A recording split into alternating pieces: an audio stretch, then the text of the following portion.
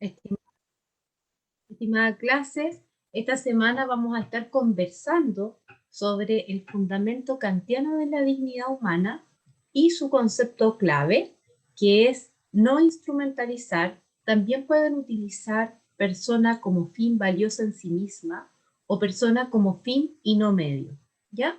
Todo esto hace referencia a la persona como legisladora de sí misma, que en pleno uso de su capacidad y competencia, ¿cierto? No puede ser privada de la libertad de tomar decisiones para sí misma y no puede ser utilizada como un objeto, debe ser utilizada como una persona con un fin, o sea, con un valor intrínseco, como valiosa en sí misma, no puede ser instrumentalizada simplemente, ¿ya?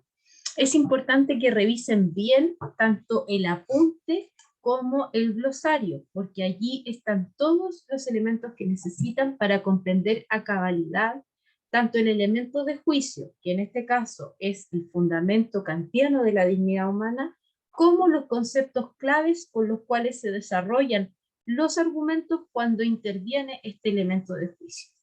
Dicho esto, vamos a hablar sobre el caso de don Mario, un paciente de 75 años que estaba en un hogar, ¿ya? Porque necesitaba cierta asistencia producto de problemas en la memoria de trabajo, ¿ya? Entonces, si bien él tenía sus recuerdos en la memoria episódica intactos, recordaba quién era, sus historias pasadas, quiénes eran sus hijos, se desorientaba a veces en términos de algunas tareas cotidianas, entonces necesitaba asistencia con cosas como, no sé, preparar el almuerzo porque a veces le quedaba la comida puesta, se olvidaba que estaba haciendo algo, y sus hijas optan por internarlo, y en ese contexto de internación, él se enferma, ¿cierto?, de COVID-19 contra el virus SARS-CoV-2 y queda hospitalizado y es tratado por el doctor Gutiérrez. Pasan unos días, el doctor Gutiérrez lo conoce y él, a medida que ve que otros pacientes empeoran, manifiesta que no quiere que se tomen medidas extraordinarias y se niega a ser intubado en caso de empeorar, situación que lamentablemente ocurre. El paciente empeora.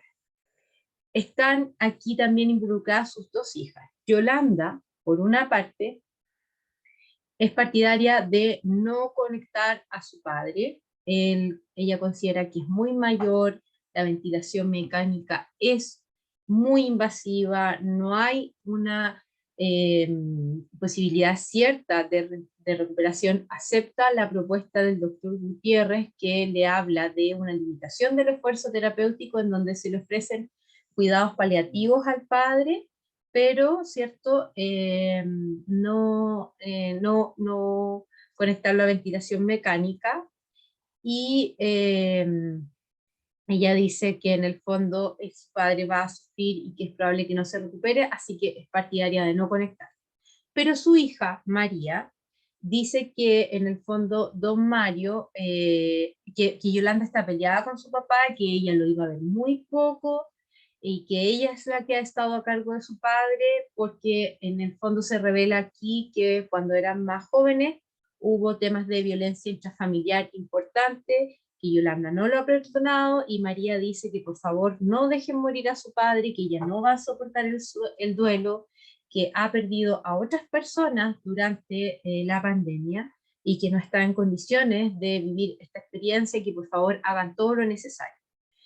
En consideración a que el doctor Gutiérrez ofrece esta alternativa, ocurre que María hace un video, un llamado a luchar por su padre y lo sube a las redes sociales. Y la opinión pública empieza a ejercer presión porque dicen que están dejando morir a este hombre solamente porque es una persona mayor, y se genera toda una situación en el centro asistencial en la que finalmente interviene el doctor González, que quiere conectar al paciente, está preocupado por una parte por lo que dice la opinión pública de que se va a dejar morir a don Mario, ¿cierto? Y por otro lado, él dice que aunque son bajas, sí tiene posibilidades de sobrevivir y que hay una hija que desea que se le conecte. Eh, Además, si bien Yolanda alega que su padre de manera permanente ha expresado que él no desea, ¿cierto?, ser conectado, situación que es apoyada por el doctor Gutiérrez, María dice que su padre está en un hogar porque él necesita asistencia, porque él tiene problemas en el tema de la memoria de trabajo, y él es una persona que no tiene las competencias para tomar las decisiones sobre sí. Ese es el caso que les presento, y lo primero que voy a hacer es invitarles a que después de haber revisado el texto, la lectura obligatoria de Nuria Terribas en relación a la toma de decisiones en el paciente incompetente, que puedan primero opinar en base a qué criterios se están tomando las decisiones en relación a este paciente, si ustedes consideran que se trata o no de un paciente moral, por qué se trata de un paciente moral, qué pasa con la autonomía, coméntenlo brevemente. Y también que analicen los planteamientos que se están poniendo en juego en relación a este paciente, si en el fondo ustedes detectan que hay algún argumento que vulnere, vulnere el fundamento kantiano de la dignidad humana, ¿ya?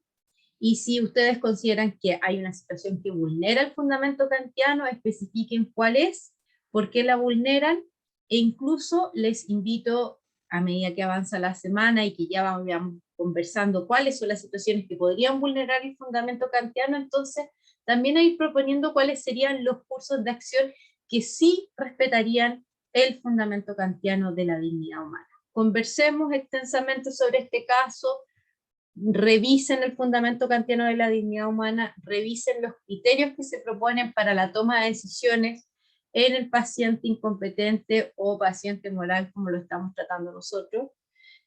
Acá hay un tema bastante interesante que se abre, yo les voy a compartir a quienes quieran un documento que habla sobre la planificación anticipada del cuidado en salud, sobre alternativas para la regulación en Chile, y que se basa obviamente en la firma de la Convención Interamericana para la Protección de los Derechos Humanos de las Personas Mayores. ¿Por qué les digo esto? Porque en otros países hay una legislación clara y un protocolo claro de cómo aplicar esa legislación en torno a las voluntades anticipadas, o lo que también se ha llamado el testamento vital, ¿cierto?, o directivas anticipadas.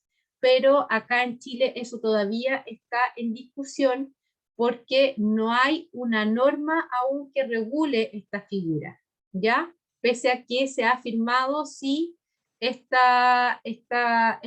documento, ¿ya? Entonces aquí hay un documento interesante que analiza el estado de la institución, ¿cierto? Y compara las situaciones con otros países, y abre un diálogo y una oportunidad para la regulación en nuestro país. Son temas que están súper vigentes, revisen en profundidad el fundamento kantiano de la dignidad humana. Les invito a subir sus videos, que no deben durar más de 3 minutos, idealmente. No sobrepasen esa cantidad de tiempo, porque si redactan previamente, ustedes no tienen que hacer la explicación teórica ni exponer todo el caso como lo hago yo. Simplemente ir y analizar lo que dijo el doctor Gutiérrez, lo que dijo el doctor González, ¿cierto? Limitarse al análisis puntual de los planteamientos de las personas que están involucradas en este caso. Y por favor, yo ya les voy a anticipar algo, que es que siempre que nosotros estamos analizando casos, vamos a concentrar nuestro análisis en lo que ocurre con los y las profesionales que están a cargo del caso. ¿Por qué? Porque en el caso de los representantes, cuando son familiares, también son personas que están involucradas en la situación y que están sufriendo. Si bien en esta primera reflexión en torno ya a un caso clínico, ustedes pueden hablar de lo que está pasando con Yolanda y con María, también tomando el tema del fundamento utilitarista de o sea, el fundamento kantiano, perdón, de la dignidad humana.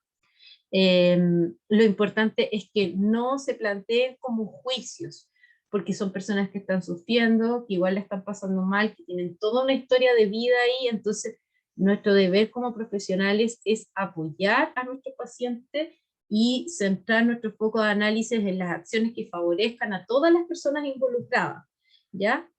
Y no entonces emitir juicios, no utilizar los elementos que nos proporciona la ética para cometer una falta ética, ¿ya? Así que voy a quedar atenta, anímense, suban los videos, lo importante es que se centren en el elemento de juicio y sus conceptos clave, que repasen la lectura de Nubia Terriba y que se centren en la parte de los criterios para la toma de decisiones y que hagamos el ejercicio de conversar sobre un caso, de poner en marcha los conocimientos, no de definir, sino aplicar, aplicar, aplicar, ¿ya? Les espero, graben sus videos, voy a estar atenta. Chao, chao.